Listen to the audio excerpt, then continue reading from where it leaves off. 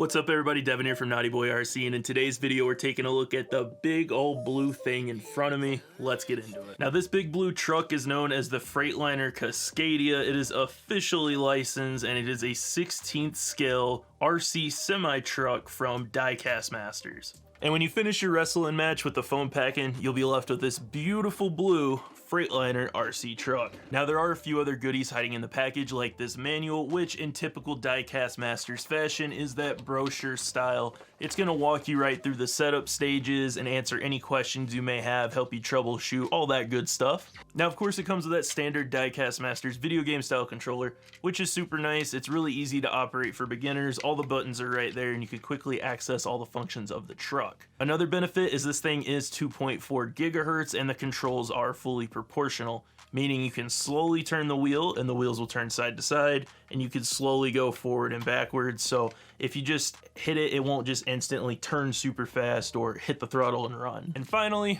the last thing you're gonna get in there is this nice little pack. This is gonna have your battery for the truck, your two AA's for the remote, and a USB-C style charger. Now this USB style charger is going to take approximately 3.5 hours to get you charged up with the included battery, which is an 18650 style 2000 mAh battery pack with a little XT30 connector. Now unlike some other Diecast Masters trucks we've tested in the past, it actually claims this is going to get you about 40 minutes of runtime loaded and up to an hour of runtime unloaded, which is pretty impressive out of this little battery. I guess we'll have to see if it's true later in this video. That being said though, 3.5 hours is a really long time, so if you have a XT30 lead for your charger at home, I definitely would recommend using that over this USB style charger if you want to get out there a little bit quicker and have some fun. Now heading back to the truck, this thing is absolutely loaded with detail. Starting on the front of the truck, you got the classic Freightliner chrome grille, you got the headlights, the little fog lights below, that black little bottom piece of the bumper chin spoiler. You got an indent where you would normally open the hood up top, little black markers along the sides of the hood, as well as little handles that make it look like you could open this thing up. You can't though, which is a bummer, but the scale details are still there. Moving on past the hood, you got your fake little windshield wipers, you got the outline of the front windshield, and above that you do have cab marker lights up top. And looking through the windshield, the interior of this cab looks absolutely terrific. You have fully detailed seats, steering wheel, and a dash with all your gauges, your little radio instruments, all the buttons, switches, just anything and everything that should be in a truck looks like it's in there. They did a really good job. Now just past the front part of that cab, it does look like there is a little fridge and bed setup, maybe like a sleeper cab should have. I don't know, it's a little hard to tell, but it is pretty cool. There are some other features deep back in the interior. Now coming back to the outside of the cab, you do have two nice sets of chrome mirrors, some little door handles on the door, and just below that you do have some stippling on that silver part to make it look like an actual set of steps going up into the cab.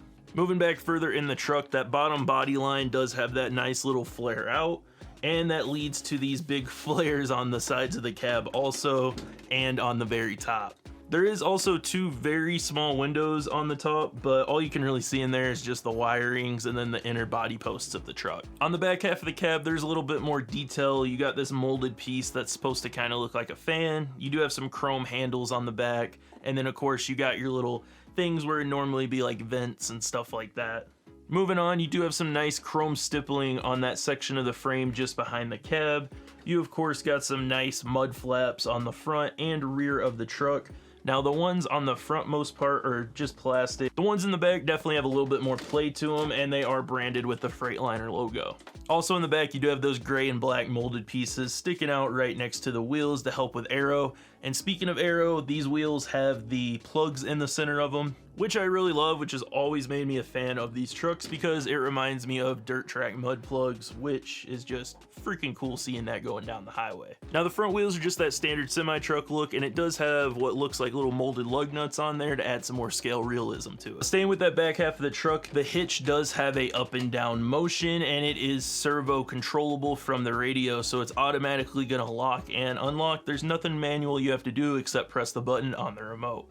And you also do have a reverse light and some tail lights hanging out there in the back. Flipping the truck over to the bottom, there are some noticeable changes over the other Diecast Masters trucks. First and foremost, it's going to be the suspension.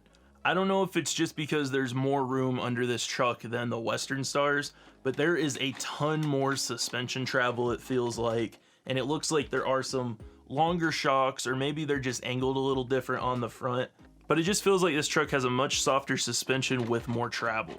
And that's going to carry on to the back too. So this truck is only two-wheel drive. It is dually, so I guess it's four-wheel, but it's two-wheel. But what's nice is the dummy axle is actually in the back of this truck, not the front. And it also is much softer than that of the Western Star trucks. As for the drive axle, there is shocks on this guy also. Keep in mind though, the shocks are not oil filled, it is simply just a spring and body. It is an all-in-one motor and gearbox unit, so there's no drive shaft going through the back of the truck. There is like a fake pumpkin axle and drive shaft on that rear axle, but everything is going to be self-contained in this center unit. Now the battery does mount in the center part of the bottom of the chassis. Unfortunately, there is a screw, so you are going to have to screw and unscrew that every single time you take your battery out. One improvement is it does look like that center support section of the chassis is a little bit longer, and it is more centered around that drive axle and the actual center of the chassis. And what I'm referring to is there is quite a bit of flex. This one not so much as the Western Star, but the entire truck is plastic. The cab is plastic as well as the frame and all the components. So thankfully it looks like this truck has a little bit better support system, and it minimizes a little bit of that chassis flex. And that plastic construction seems to be the biggest outlier and people's biggest complaints with the Diecast Masters line of stuff, which is completely understandable. They kind of market this as a hobby grade RC, but it rides right in the middle of hobby grade and toy grade. And while they're not cheap, they are definitely more affordable than a lot of the Tamiya semi trucks that are available. This guy in its form is gonna run you $299.99, so right at that $300 mark with free shipping from our website. Which it's understandable why some people think that is a lot of money for what you get with this thing, which I definitely see the argument there. This truck is more marketed to someone who maybe doesn't have the budget or the time to build a Tamiya semi-truck kit, just wants something to take off the shelf every now and again running around the parking lot. That's where the Diecast Masters stuff is really great. And not to mention significantly cheaper. We have the Tamiya stuff available, and that stuff gets extremely pricey very quick.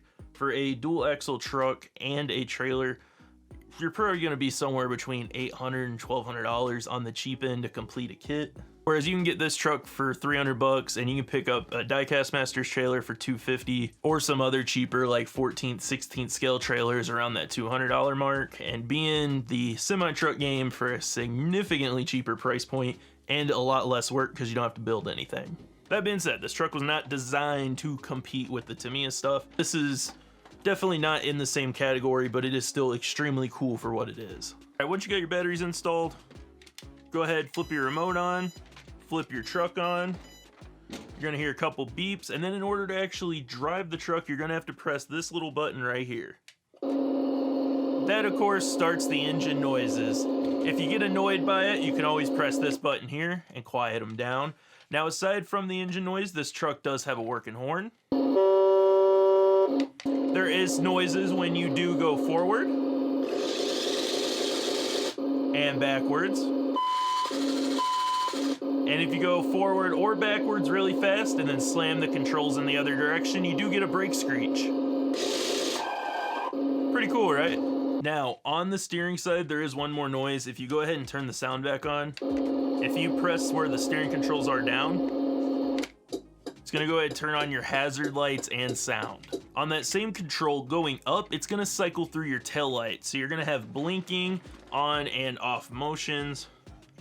All right there, just cycling through. And your tail lights do blink when you turn, which is pretty dang cool. Same thing for the headlights up front. Pretty dang cool. We got a little blinker action going on. And when you back up, that reverse light does come on also. Moving on to the lights in the front of the chassis, clicking the other button on the bottom once is going to turn on your headlights. A second time, it's going to turn on the fog lights down below.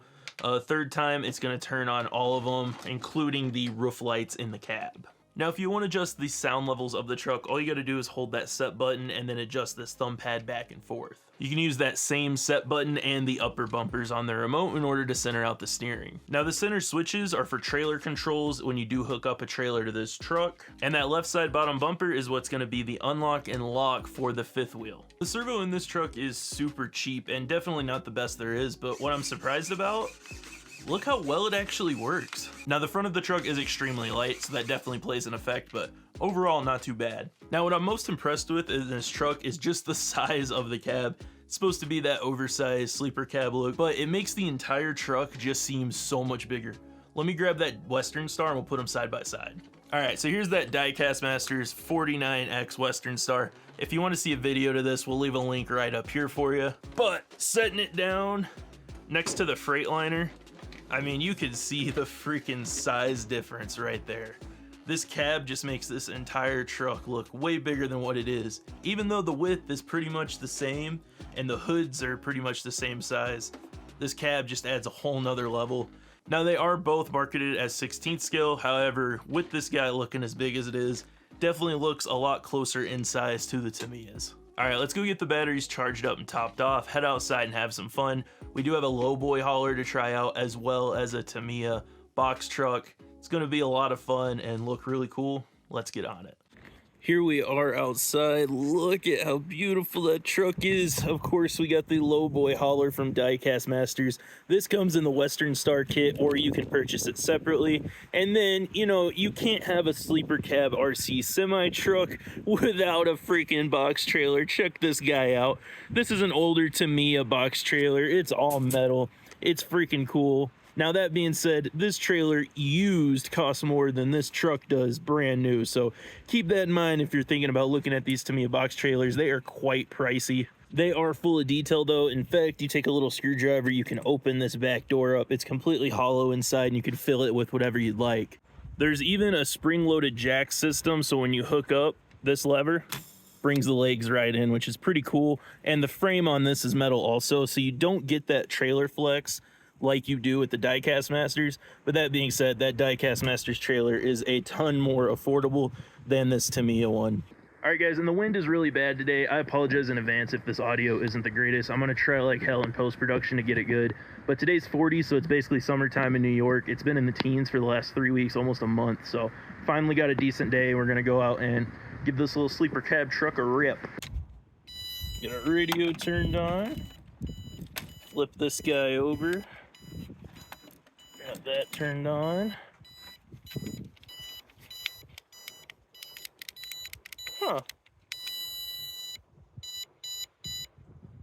That's weird. Had to turn it back on after we turn the truck on. All right. There we go. Get our lights on here. Not too shabby. All right, and keep in mind, I am driving one-handed here, and the ground is completely snow and ice, so we may slip a little bit, but you know we got to take it up this grade. Oh, it's trying. It's trying. Nah. It's going to be a little tricky, especially when we hook up a trailer on here, just because of how slick this is. I mean, you can see it's just pure ice. A little bit of pine needles and sand for a little traction, but not much. That being said, though, I think we'll be fine out here on the road.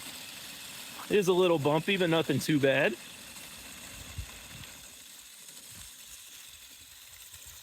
And of course, don't expect this guy to be a speed demon here, but it is somewhat quick on the road.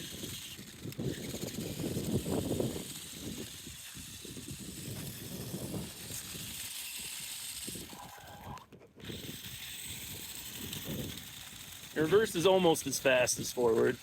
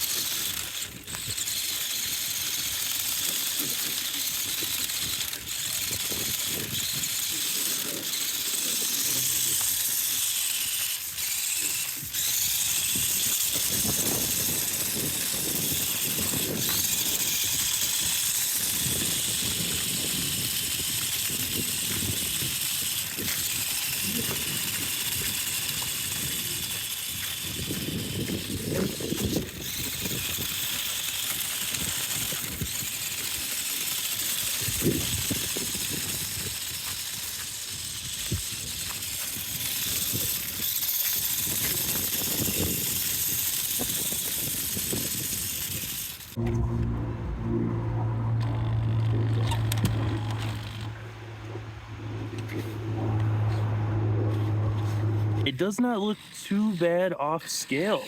This thing actually looks pretty decent. Now the Diecast Masters is a 16th scale and the trailer is a 14th scale.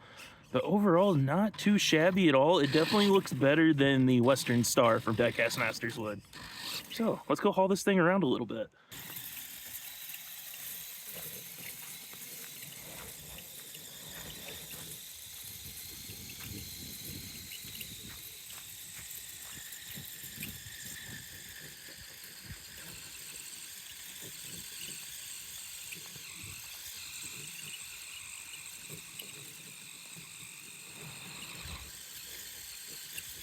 No way. No way. Uh-oh, we gotta find... Oh, so close. I thought for sure it was gonna make it all the way up this grade. So close.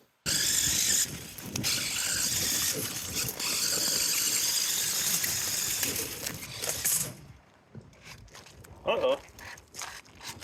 Had a little bit of an unhook in there.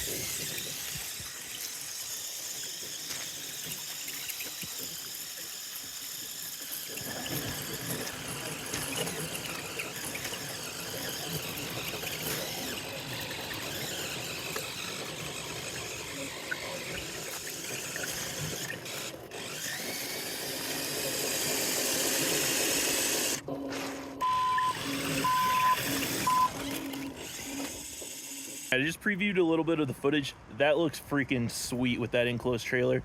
But now it's time to haul a little bit of weight around with our lowboy hauler. And for that, we got the new Dr. Pepper Blackberry. I'm not a big soda drinker at all. I mostly just drink water. This stuff is really good. It doesn't have that like pop or zap that a lot of sodas have. So this stuff's like crack. But regardless, this 12-pack -1, so there's 11 Dr. Peppers in there, with this container of rocks, brings us to just under 11 pounds 2 ounces, which the trailer and the truck are both rated for 11 pounds. So this should be right at that limit, and we're gonna go give it a test haul.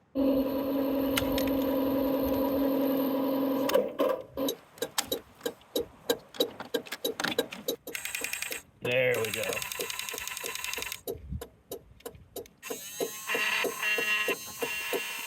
You can see the trailer sounds god awful, but it does raise and lower, so we're just gonna raise it all the way up. Looks like that's the max right there. Get our load of DP and rocks on there.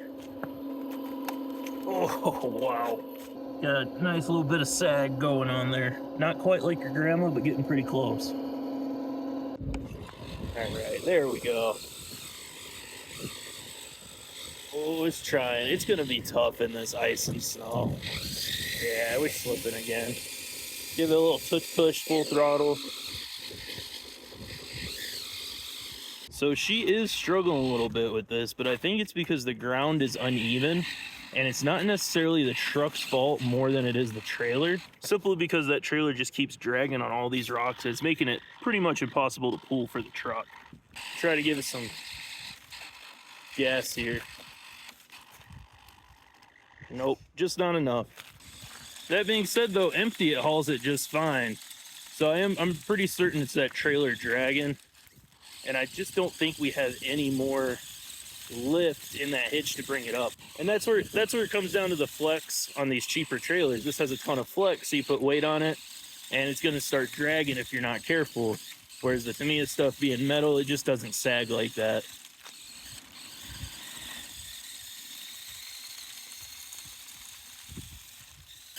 These trucks don't make a ton of power, but we've hauled more than 11 pounds with the Western Star truck. It just comes down to where that weight's at and how bad your trailer is gonna sag. And that is another downside to the actual hauler itself, just because the weight's so far back. When you get a trailer where you're able to put that weight over the wheels, you obviously get a little bit more traction, and then you're able to easily go more. And just me putting my foot on there hooks them wheels right up and it just takes off.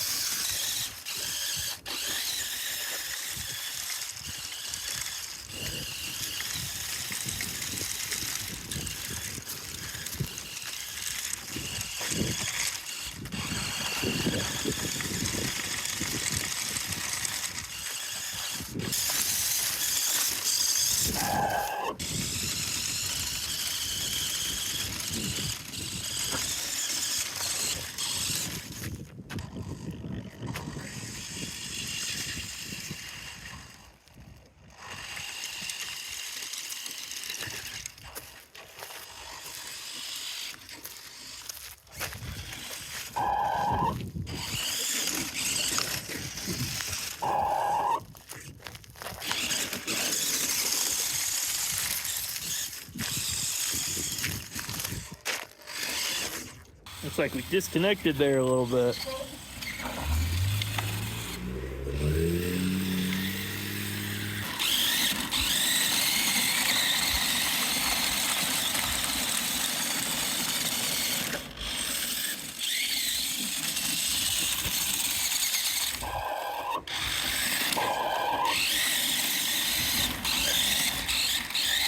So I think we're gonna load this lowboy hauler up. We're gonna take it to the top of the driveway up here.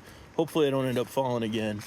And load it up and just send it down as fast as we can. We've been out here for a while now too, and the ground has just got progressively wetter and wetter on top of this ice from the other ice melting. And it is so slick. I'm trying not to fall again, but it's probably gonna happen. Using 2 hands to drive this time. We got the lowboy hauler fully loaded. Let's see what we can make happen here on this ice.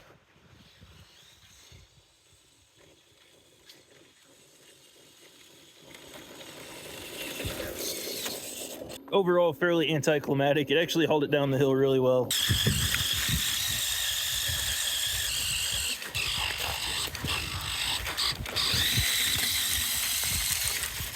All right, and so we've been out here for about an hour. There actually is still a little bit of juice left in the battery. However, you can tell it's getting down there. I think we've been out here maybe 55 minutes. The only thing we did lose was one front headlight, and I think that may have been because the water, maybe a loose connection. Other than that, everything else works really good, which is impressive because this truck is not waterproof. It's not even water resistant. I've opened up a couple of these in the past, and there is nothing to protect moisture and water from getting in there. So I knew it was a little risky coming out here in the snow and ice, but I really wanted to get it filmed, and overall I think it held up really great for what it is. And it's definitely soaked pretty good, so we're gonna have to go in and get it cleaned up just to be safe. The steering still functions great, even though it was getting wet and pounded on pretty good. Motor still works as it should, both forward and reverse. You can tell battery's starting to get a little low. I would definitely take the Freightliner Cascadia over the Western Star. The dual axle Western Star is really good. If you haven't watched that video, please check it out. It'll be up here at the top. The triple axle was okay, but because of those 2 dummy axles, it got hung up quite a bit. This guy though seems to do pretty good, and it just looks so freaking awesome. Now this particular Tamiya box trailer is discontinued. However, we do have a couple different other ones on the website. We have this truck on the website along with all the other Diecast Masters trucks. We do have the Diecast Master trailer as well, along with all the Tamiya trucks on our website. Of course, links will be down in the description below, or you can head directly over there yourself at www.naughtyboyrc.com. And remember, keep it naughty.